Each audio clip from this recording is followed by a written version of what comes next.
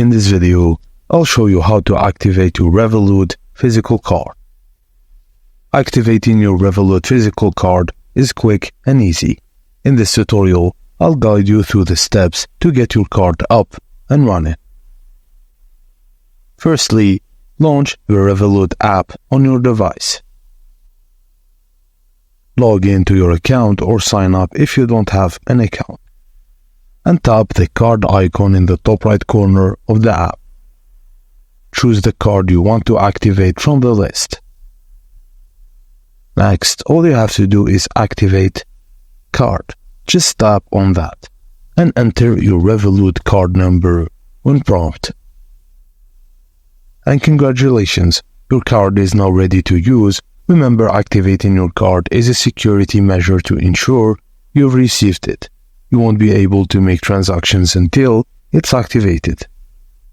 And that's it, guys. Thank you for watching, and please don't forget to like and subscribe for more.